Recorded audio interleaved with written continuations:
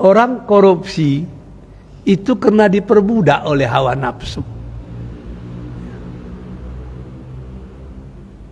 Orang berzina itu kena diperbudak oleh hawa nafsu itu.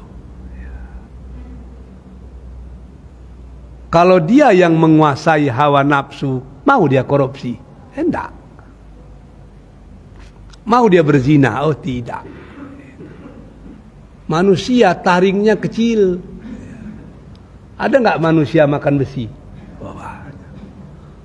Jangankan besi, jangankan semen, aspal panas diluluannya. Lah manusia itu. Apa penyebabnya? Hawa nafsu. Kita sedang diperbudak itu. Kebutuhan manusia itu sedikit,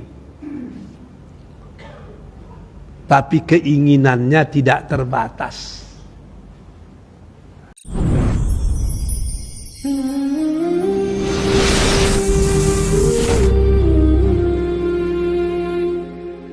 Assalamualaikum warahmatullahi wabarakatuh.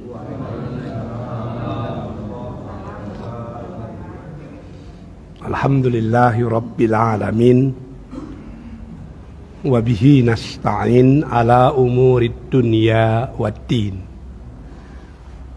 Ashhadu an la ilaha illallah wa ashhadu anna Muhammadan abduhu wa rasuluh la nabiyya ba'dah. Allahumma sholli ala Muhammad wa ala ali Muhammad. Bapak-bapak, ibu-ibu, hadirin dan hadirat yang dicintai Allah, kembali kita bersyukur kepada Allah. Subuh yang berbahagia ini, Allah masih memberi kita nikmat hidup. Semoga kehidupan kita hari ini lebih baik dari hari yang lalu. Kehidupan kita hari esok akan lebih baik dari hari kini. Selawat beriring salam kita pohonkan kepada Allah agar senantiasa dicurahkan kepada Rasulullah Habibullah Muhammad sallallahu alaihi wasallam. Sama-sama kita berikrar agar tetap menjadi umat dan pengikutnya yang senantiasa setia menghidup-hidupkan sunnahnya dalam hidup dan kehidupan kita insya Allah. Ini pertemuan terakhir kita menjelang bulan suci Ramadan. Saya mohon maaf karena terlalu sering tidak hadir. Ini resiko dari beristri dua. Istri yang pertama Umri dan istri yang kedua Umam. Semalam pun baru balik dari Malaysia. Bolak-balik gitu. Saya pikir di Malaysia bisa tenang gitu. Rupanya masalah di sana lebih banyak lagi dari masalah di sini. Kalau di sini pegawai kita semua orang Indonesia. Di sana staf kita 80% orang Malaysia semua. Gaya kerjanya itu berbeda. Kalau di Umri jam 8 malam kita belum pulang, staf rektor itu nggak ada yang berani pulang itu. Kalau di Malaysia enggak. Jam 5 sore mau rektor ada, mau enggak peduli dia itu. Yang penting udah habis jam kerja dia pulang. Kalau mau terus juga dia akan nuntut overtime. Jadi rupanya begitu pula budaya kerja di sana. Tidak kita bayar overtime-nya, dia lapor ke pejabat buruh. Macam-macam lah kita kena nanti itu. Jadi banyak jugalah pengalaman yang kita dapatkan. Kalau di sana bahasa pengantarnya Inggris, kalau di Umri masih bisa bahasa Ocu. Ya, gitu. Jadi berbeda-beda lah. Gitu. Tapi setelah saya tengok-tengok absen, bapak-bapak semua hadir lebih dari 70%. Sehingga bapak-bapak dan ibu-ibu dapat mengikuti ujian akhir semester. Tadi saking lamanya tidak kemari, pembawa acara pun terlalu rindu dengan saya. Saya masih di kamar mandi, dipaksa datang kemari. Gitu. Bapak dan ibu-ibu yang dicintai Allah. Kalau menurut kalender global Muhammadiyah, puasa itu diperkirakan tanggal 18. Karena Muhammadiyah menggunakan hisab. Sekarang muncul kalender global Islami yang dulu dirumuskan di Turki. Dan Muhammadiyah termasuk yang ikut di situ. Banyak negara-negara yang menerima, tapi ada juga yang menolak. Idenya bagus. Kenapa orang Nasrani bisa punya kalender tunggal,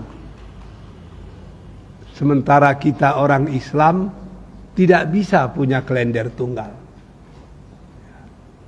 1 Januari itu sepakat orang seluruh dunia itu, segitulah 1 Januari itu. Jadi kapanpun, dimanapun ya sama itu. Kita berbeda-beda terus. Ada kawan saya orang Malaysia cerita, dia orang Johor, kerja di Kuala Lumpur. Kalau hari raya pulang ke Johor. Mau pulang ke Johor itu melewati Negeri Sembilan. Kuala Lumpur hari raya puasa besok. Begitu lewat Negeri Sembilan, ternyata Negeri Sembilan menurut muftinya puasa hari ini. Macam mana caranya itu? Lalu Johor besok juga. Kita mau puasa besok tapi melewati daerah orang sudah berpuasa hari ini. Macam mana caranya itu? Bingung juga gitu. Ada satu bangunan tinggi di Uni Emirat Arab itu buka puasanya bisa dibagi menjadi 3 sampai 4 waktu itu.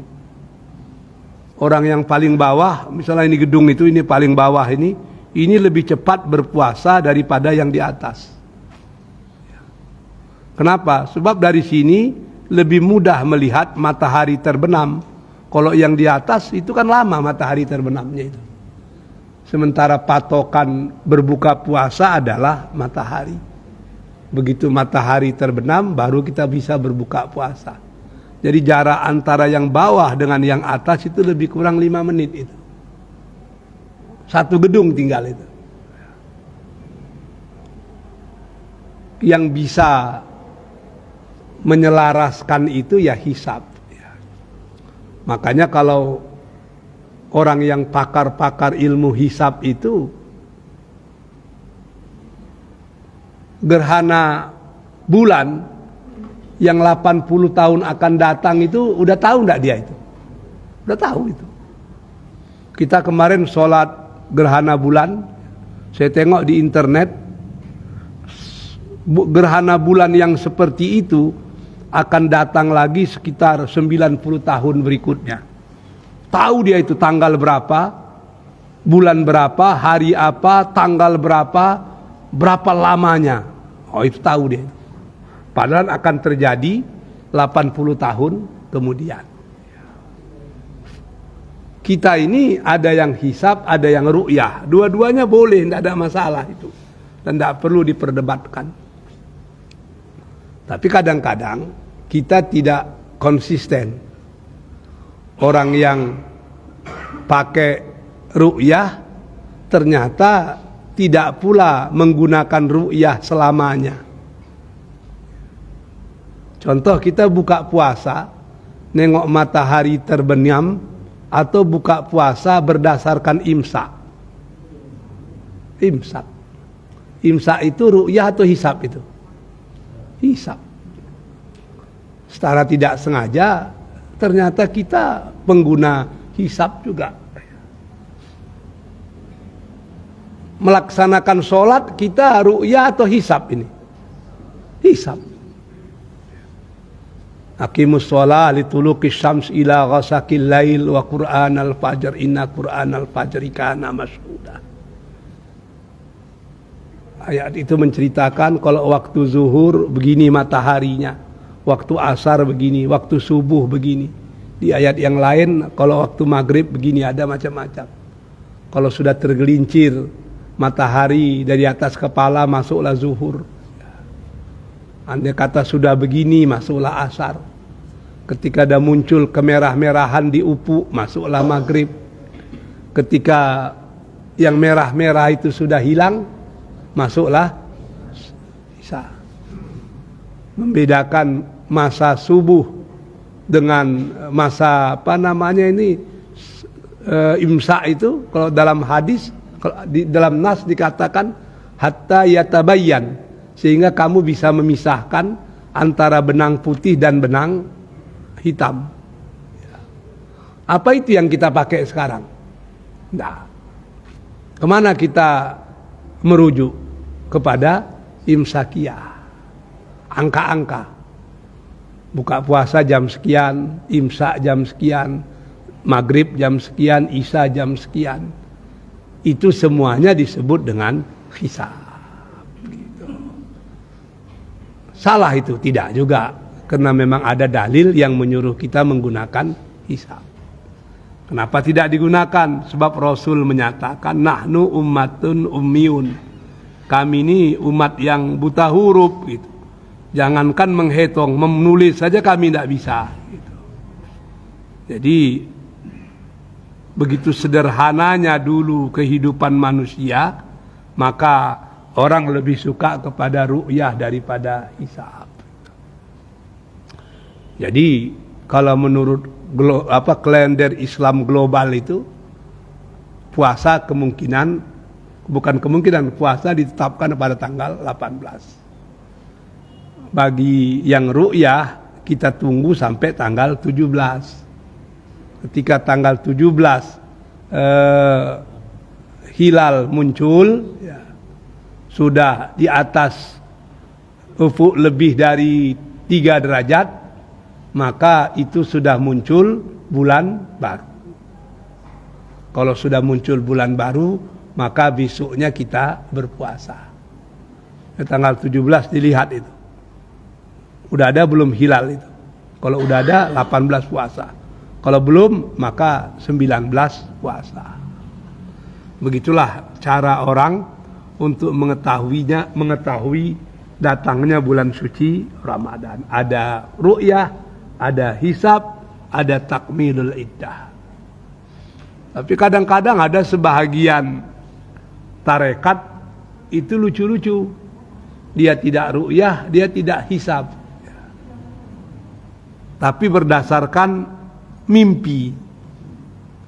Jadi ustadz-ustadznya bermohon, bermimpi, berjumpa dengan gurunya, dan gurunya akan menyampaikan kepada mereka kapan puasa atau kapan hari raya dimulai. Kadang-kadang beda dengan kita sampai 2 hari itu, ada yang 3 hari lagi itu. Macam mana caranya? Tapi karena gurunya belum bermimpi, ya nggak bisa juga mereka berpuasa. Tapi kalau 1 bulan itu gurunya nggak mimpi-mimpi, ya susah juga kita itu. Kalau di Sulawesi ada tarekat berdasarkan air pasang laut. Kalau udah begini pasangnya, karena itu juga dipengaruhi oleh bulan, macam-macam lah. Tapi tentu kita balik saja kepada ajaran agama kita, bahwa metodenya itu sumu liru'yatihi. Berpuasalah kalian kalau sudah melihat anak bulan itu. Berbukalah kalau sudah melihatnya. Atau menggunakan hisab. atau menggunakan penyempurnaan bulan Sya'ban, andai kata memang tidak bisa dilihat dengan mata. Bapak-bapak dan ibu-ibu yang dicintai Allah, puasa ini ajaran Islam yang unik, sebab dia ibadah yang hanya Allah dan pelakunya yang tahu kalau orang itu sedang berpuasa. Kalau sholat, wah semua orang tahu itu. Bahkan kalau perlu sambil sholat kita bisa selfie itu. Haji, wah semua orang tahu itu. Kalau perlu dimasukkan ke IG, ke FB. Ketika kita naik pesawat, kalau perlu dipoto tiket pesawat kita, biar satu Pariaman orang tahu kita pergi haji. Wah, itu. Ada yang begitu itu. Zakat, nampak itu kita serahkan ke Basnas, kita serahkan ke fakir miskin, jelas itu. Tapi puasa, siapa yang tahu kita puasa? Tidak ada.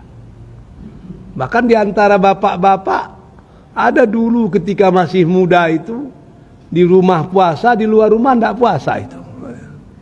Yang tersenyum-senyum itu udah pernah melakukan itu. Ada yang seperti itu.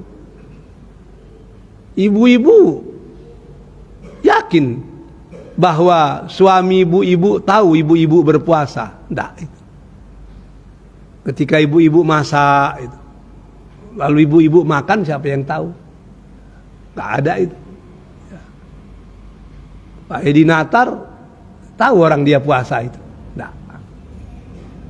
Dia orang baik. Kalau naik mobil dia dari Pekanbaru ke Minas misalnya, atau ke apalah, Perawang gitu. Di tengah jalan tol itu dia makan sebanyak-banyaknya. Ada orang percaya dia nggak puasa itu? Nah, dia orang baik, dia pasti puasa. Kalau yang dicari pengakuan manusia, makan di tengah jalan itu siapa yang tahu itu? Nggak ada. Ya, bapak-bapak juga demikian. Ya. Di mobil kita itu semuanya ada. Jalan-jalan jam 3, jam 4 itu kan, atau jam 2, jam 3, pergi ke Bangkinang, masuk jalan tol. Di jalan tol itu jalan lari-lari 70 gitu. Minum sebanyak-banyaknya, makan roti dalam mobil, siapa yang tahu itu? Tak ada itu. Jadi yang tahu kita ini puasa siapa?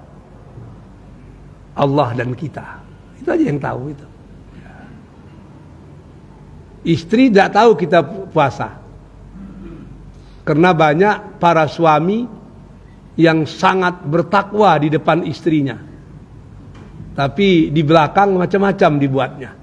Dalam bahasa Minang ini yang disebut dengan suami kucing ayah. Ada yang seperti itu. Jadi menurut ahli-ahli falsafah ibadah, paling tidak ada 3 hikmah yang didapatkan dalam melaksanakan ibadah puasa. Yang pertama disebut dengan liberalisasi, yang kedua disebut dengan humanisasi, dan yang ketiga disebut dengan transendensi. Kita coba menjelaskannya satu persatu itu. Yang pertama liberasi, liberty. Itu falsafah orang Prancis dulu. Artinya apa itu? Kemerdekaan. Jadi liberasi itu adalah memerdekakan manusia. Apa maksudnya itu? Apakah memang manusia ini terjajah? Dulu, kata Hamka, ada orientalis barat, seorang profesor hebat. Orientalis itu orang yang belajar Islam, ketimuran khususnya, tapi Islam lebih khusus lagi, secara detail. Sehingga kadang-kadang ilmunya tentang Islam itu mengalahkan kita itu. Saya belajar sejarah Islam dengan orang Amerika, namanya John L. Esposito. Sekarang menjadi ketua dialog Islam, Kristen Islam di Washington, orang Amerika. Dia banyak menulis tentang Islam di Asia Tenggara. Bahkan menurut tesis dia, Islam ke depan itu adalah Islam Asia Tenggara, bukan Islam Timur Tengah. Macam-macam lah dia cerita itu. Jadi, kalau dia bicara sejarah Islam, wah, tidak ada apa-apanya kita ini. Ilmunya luar biasa dalamnya. Tapi dia tidak masuk Islam. Karena baginya Islam itu ilmu, bukan iman. Ada lagi di Chicago, pakar tafsir, Profesor Abulata. Itu gurunya Nur Khalis Majid itu kan. Tafsir-tafsir besar itu dikuasainya. Dia orang Arab tapi Kristen. Lama tinggal di Amerika. Ditelitinya betul tentang Islam itu. Hebat. Ada sung macam-macam lah itu. Orang-orang barat yang hebat tentang Islam itu. Jadi kata Hamka, ada seorang orientalis itu menyatakan Islam itu agama penjajahan. Islam itu agama perbudakan. Apa buktinya? Puasa. Puasa itu bukti kalau Islam menjajah dan memperbudak manusia. Maksudnya apa itu?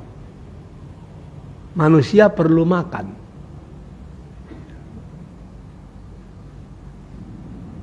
Islam atas nama puasa melarang manusia makan. Padahal makan itu hak asasi manusia. Apakah ini tidak cukup menjadi alasan kalau Islam melalui puasa sudah membunuh hak asasi manusia? Manusia perlu minum, dan minum itu hak asasi manusia itu. Tidak ada yang bisa melarang kita minum. Tapi puasa melarang orang minum di siang hari. Apakah itu tidak disebut kalau puasa melanggar hak asasi manusia?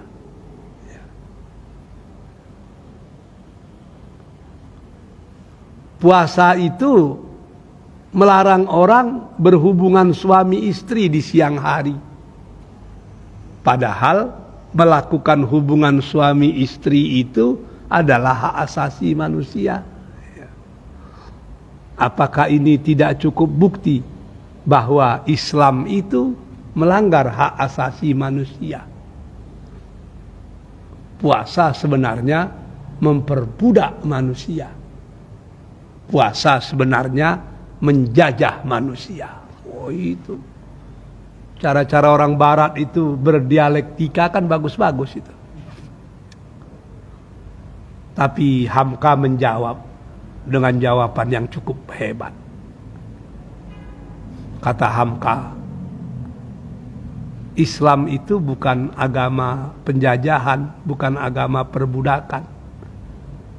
Dan puasa itu bukan menjajah dan memperbudak, tapi puasalah yang membebaskan manusia dari penjajahan, yang membebaskan manusia dari perbudakan. Kenapa demikian? Sebab mayoritas manusia itu sedang dijajah. Mayoritas manusia itu sedang diperbudak. Siapa yang menjajah kita? Hawa nafsu. Siapa yang memperbudak kita? Hawa nafsu. Orang korupsi itu karena diperbudak oleh hawa nafsu. Orang berzina itu karena diperbudak oleh hawa nafsu itu. Kalau dia yang menguasai hawa nafsu, mau dia korupsi? Tidak. Mau dia berzina? Oh tidak. Tapi kalau hawa nafsu sudah menguasai kepala, tibu di matu dipiciangkan, tibu di parwi dikampihan. Kalau hawa nafsu sudah bertahta dalam jiwa, bepacik langanlah belangan, bepacik batihlah bebatih. Tidak ada udang di balik batu, tidak ada nasi di balik karak, halal haram santuang tarwi, tak ada itu.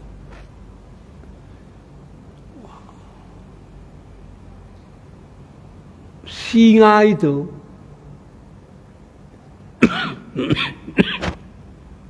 taringnya besar, tajam. Kalau bapak-bapak nengok film National Geographic misalnya, wah, besar, tajam. Tapi pernah nggak bapak-bapak mendengar dengan taringnya yang tajam dan besar itu, singa pernah memakan besi? Makan semen? Manusia taringnya kecil. Ada nggak manusia makan besi? Jangankan besi, jangankan semen, aspal panas diluluannya. Lah manusia itu. Apa penyebabnya? Hawa nafsu. Kita sedang diperbudak itu. Kebutuhan manusia itu sedikit, tapi keinginannya tidak terbatas. Kalau kita makan, sebanyak-banyak makan berapa? Ada di antara bapak-bapak yang pernah makan di Beringin Edi atau di Taraguang sampai 7 kali tambah? Ada itu? Tidak ada. Saya 1 bulan ini saya cobalah mengurangi makan nasi begitu kan. Ya, paling segenggam itu. Itulah yang sebetulnya diperlukan oleh perut kita. Tapi keinginan manusia itu tidak terbatas. Saya teringat itu. Kalau bulan puasa nanti, tengoklah karena orang untuk membeli bukaan puasa itu. Oh, semua mau dibeli. Tengok lontong beli, tengok pical beli, tengok onde-onde beli, tengok martabak beli. Wah, semua dibeli itu. Begitu buka puasa, minum sedikit, makan kurma sedikit, makan kolak sedikit, selesai itu. Akhirnya yang lain itu macam mana? Mubazir. Mubazir. Saya waktu kuliah di Malaysia, kampus kami itu di Petaling Jaya, UIE itu. Section 16. Section 16 itu rumah orang kaya-kaya itu. Karena asrama penuh, kami ditinggalkanlah di rumah-rumah orang yang kosong, disewa menjadi asrama. Disitulah saya tengok banyak yang aneh-aneh. Ada orang yang di rumah itu cuma berempatnya. Ayah, ibu, anak 2, pembantu.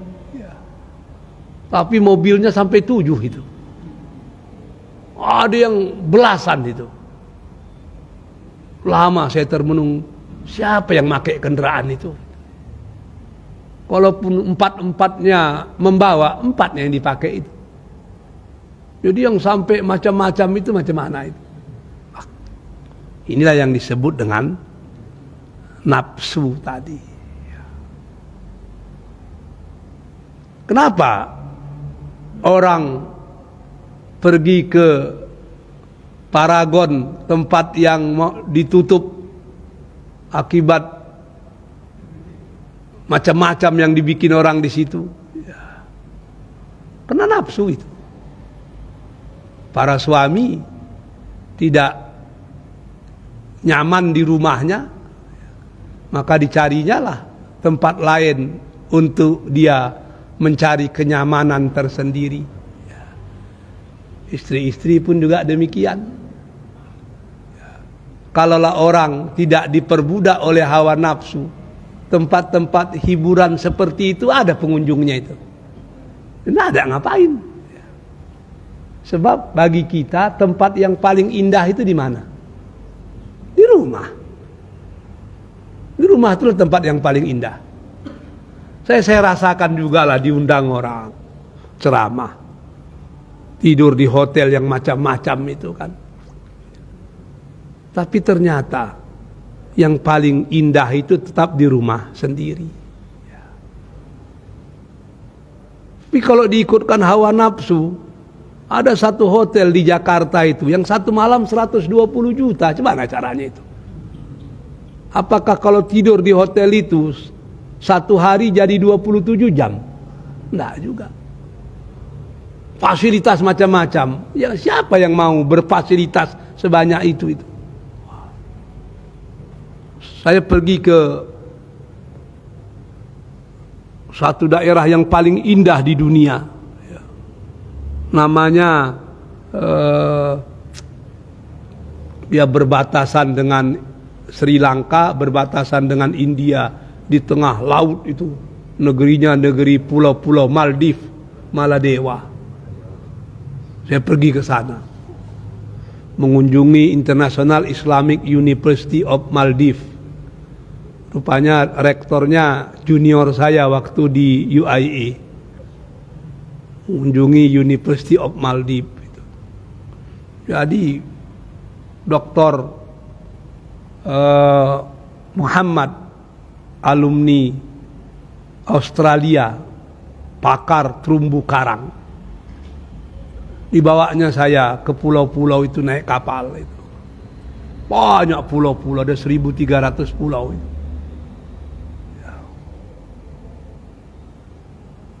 Jadi di pulau-pulau itu ada satu pulau yang cuma 3 rumah aja di situ itu.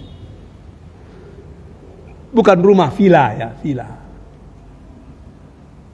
Itu pulau itu katanya, itu sekian puluh ribu US dollar per malam. Yang itu sekian, yang itu sekian. Majang saya bilang. Yang paling murah berapa? Yang paling murah 5.000 US dollar. 5.000 US dollar. Sekarang US lebih kurang 17.000. 5.000 kali 17.000 berapa itu, Prof? 85 juta semalam itu. Ada yang ratusan ribu kalau satu pulau itu yang ada villa di sana itu. Siapa yang datang kemari? Itu orang-orang Arab katanya. Orang-orang dari Eropa. Tapi lucunya Maldives itu, walaupun dia hidup dari para wisata, perlindungannya kepada agama hebat. Sebab Maldives itu 100% penduduknya beragama Islam. Saya pun heran juga. Macam mana mungkin 100% itu? Apa tidak ada orang selain Islam di Maldives, saya bilang. Rupanya konstitusinya berbeda. Menurut konstitusi Maldives, seluruh warga negara Maldives wajib beragama Islam. Begitu orang Maldives menukar agamanya kepada selain Islam, secara otomatis dia tidak lagi menjadi warga negara Maldives. Jadi kalau ada orang Maldives yang murtad, itu gugur warga negaraannya, dan dia tidak punya dan tidak menjadi warga negara Maldives lagi. Kalau para wisata itu kan macam-macam itu.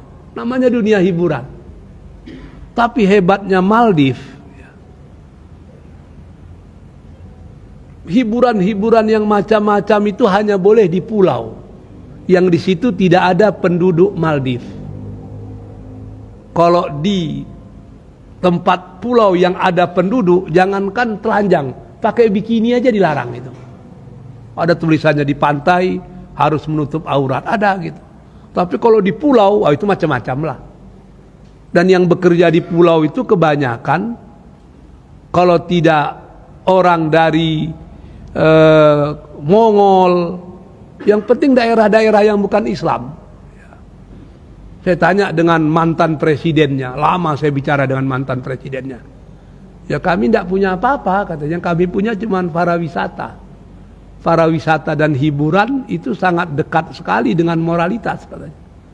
Tapi kami punya aturan. Di tempat-tempat yang ada penduduknya orang Islam, tidak boleh ada alkohol, tidak boleh ada apa, tidak boleh ada macam-macam. Itu wajib. Ada masjid, ada ini lengkap. Ya. Tapi di pulau-pulau yang di situ ada villa-villa macam-macam, yang semua pekerjanya bukan orang Maldives, ya, maka itu mereka terserahlah hidup dengan cara budaya mereka masing-masing. Tapi di tempat yang ada penduduk kami, itu kami jaga. Oh, hebat juga dia itu. Artinya ada proteksi. Saya tinggal di satu pulau itu 2 hari di situ, terkejut saya, banyak masjid. Saya datang sholat maghrib itu, imamnya selekehan aja gitu,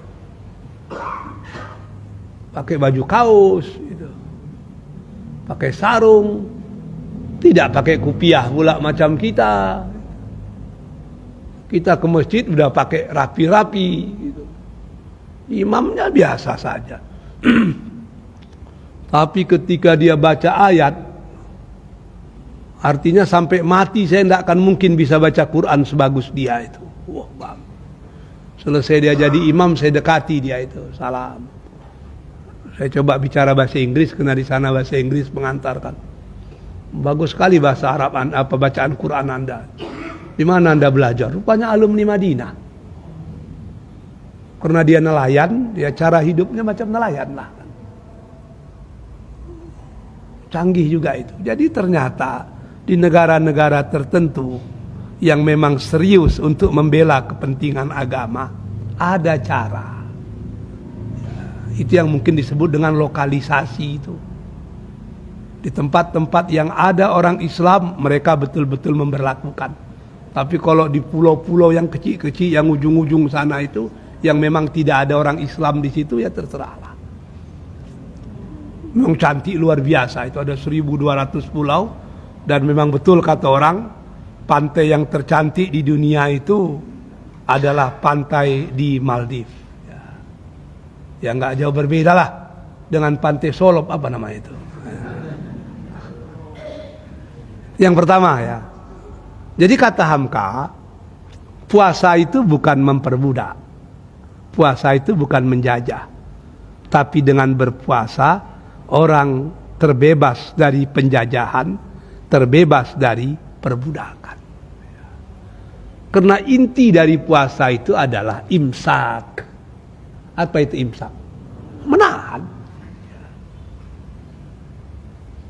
Kita berbuat macam-macam kan karena tidak bisa menahan. Terjadi perselingkuhan karena tidak bisa menahan mata, tidak bisa menahan bicara.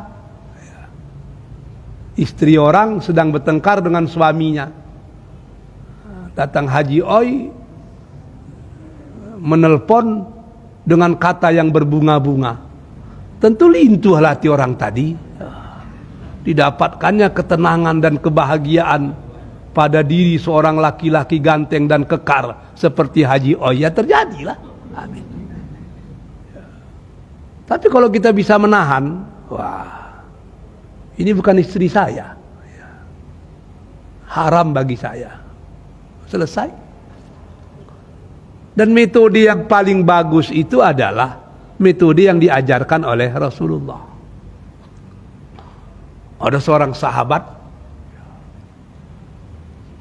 preman, pemabuk, pejudi, pezina. Dia masuk Islam. Ya Rasul, kalau mabuk bisa saya tinggalkan. Kalau berjudi, insya Allah, ampun tak kebampuk leh. Tapi berzina kau yang payah Rasulullah. Jadi bah tu, boleh enggak saya Islam, tapi saya masih tetap berzina? Oh kan apa? Sebenarnya kan cainan karwa itu kan. Tapi Rasul itu bijaksana. Kata Rasul boleh. That is small matter lah, kata Rasul. Kecil itu. Tapi tentu ada syaratnya, katanya. Apa syaratnya? Engkau harus berzina dengan ibumu. Kejut pemuda tadi. Jangan canda itu bana ya Rasul, binatang. Saya tidak berzina jo ibunya, katanya. Kalau macam tu, jo anakmu lah. Hanya orang gilo yang lah rusak syarafnya yang mau berzina dengan anaknya, katanya. Langsung Rasul ngomong, kalaulah kau berzina, tidak mau dengan ibumu, tidak mau dengan anakmu, karena kau menganggap itu kehormatan yang luar biasa pada dirimu. Tolong kau berzina, tapi bukan dengan ibu orang dan bukan dengan anak orang. Silakanlah. Yang jelas perempuan itu bukan ibu orang dan bukan anak orang. Ada perempuan yang tidak lahir dari seorang ibu itu. Teman mangnya. Kau marah kalau orang berzina dengan ibumu. Kau marah kalau orang berzina dengan anakmu. Begitu jugalah orang lain. Dia pasti akan marah ketika kau berzina dengan anaknya atau berzina dengan ibunya. Jadi bakal begini. Teman mangnya. Semenjak itu sahabat tadi, orang yang dulu suka berzina sampai akhir hayatnya menjadi orang yang membenci zina. Saya dosen, sudah lama lah. Ketika kita berumur 40 tahun dulu jadi dosen, sebagian mahasiswa kita kok kadang-kadang kan, beliau kan dosen itu, banyak juga gata-gata seketek kan. Ada itu. Saya terima WA macam-macam itu kan. Ada mahasiswa cantik itu mahasiswi. Ya. Bapak enggak kepingin menikah lagi enggak? Saya bilang, saya udah tua kan. Apa salahnya Pak? Kan banyak perempuan tidak melihat tua tapi melihat kematangan. Onde pikir kan. Macam-macam itu. Wah, luar biasa. Makanya banyak terjadi macam-macam. Tapi ketika kita masuk ke dalam ruangan kelas, yang kita pikirkan apa? Seluruh murid saya adalah anak saya. Saya akan memperlakukan murid saya, mahasiswa saya, sebagaimana saya memperlakukan anak-anak kandung saya. Selesai. Nggak akan ada lagi itu macam-macam itu. Ya. Makanya kadang-kadang sampai mau nikah pun datang ke rumah itu. Mau nikah. Pernah sekali datang pasangan. Tapi orangnya pakai purdah, tapi pasangan datang ke rumah saya itu. Saya terkejut juga, ini pakai baju syar'i tapi kok pacaran ini, saya bilang. Dan tidak enak, saya dibuatnya itu, dia duduk lah gitu. Ada apa? Saya bilang. Maaf lah Ustaz ya, kami udah menikah. Oh menikah, semester berapa? Kami semester 3 Ustaz. Semester 3 paling kan umur 19 tahun itu, 1920 itu. Kok menikah, saya bilang. Kata orang tua, daripada macam-macam bagus kami menikah. Ini tinggal di mana? Di asrama. Karena dia mahasiswa internasional tuh tinggal di asrama kan. Jadi mau ngapain kemari, saya bilang. Kan Ustadz banyak bicara macam-macam di kelas ya. Kami kan kampung kami agak jauh juga Ustadz. Iya, saya bilang. Kalau Sabtu Ahad ya, kami tidur di rumah Ustadz boleh, katanya. Mak, saya bilang terpaksa saya nyiapkan madu dengan telur ini, saya pikirkan pengantin baru pula kan. Tapi saya pikir-pikir ya tidak ada masalah. Ya nggak apa-apa, kalian kan suami istri tinggal di sini. Sebab kami tinggal di asrama Ustaz. Oh iyalah. Lama itu. Terakhir saya bilang, kalau besok kalian punya anak, saya bilang, kasihlah nama anak itu yang ujungnya pakai adawiyah. Oh, kami orang tafsir hadis, Ustaz, kami tidak biasa dengan tasawuf. Rabi'ah al-Adawiyah itu kan orang sufi gitu. Kami nggak begitu apalah. Bukan, andai kata nama anak kalian perempuan Fatimah, bikinlah Fatimah al-Adawiyah. Kalau Aisyah, Aisyah al-Adawiyah. Apa maksud al-Adawiyah itu, Ustaz? Al-Adawiyah itu singkatan. Dari apa? Dari anak dapat waktu kuliah, saya bilang. Oh, macam-macam. Jadi, begitu kita bisa menawan hawa nafsu, maka yang lain-lain itu insya Allah akan selesai. Orang melakukan kemaksiatan karena memang sudah tidak bisa mengendalikan hawa nafsunya. Dan latihan yang diberikan oleh Allah kepada kita setiap tahun agar kita bisa mengendalikan hawa nafsu, itulah yang disebut dengan puasa. Maka ini yang dikatakan bahwa puasa itu adalah liberalisasi, yaitu memerdekakan manusia dari penjajahan hawa nafsu. Yang kedua, memanusiakan manusia, humanisasi. Dan yang ketiga adalah meyakini ada sesuatu yang lebih hebat, lebih agung daripada kekuatan manusia. Itu yang disebut dengan muraqabatullah, yang dalam bahasa keren disebut dengan transendensi. Ada kehidupan lain yang lebih hebat dari kehidupan yang nyata. Yang dua ini insya Allah akan kita bicarakanlah dalam pertemuan yang akan datang. Wabillahi taufiq wal hidayah. Assalamualaikum warahmatullahi wabarakatuh.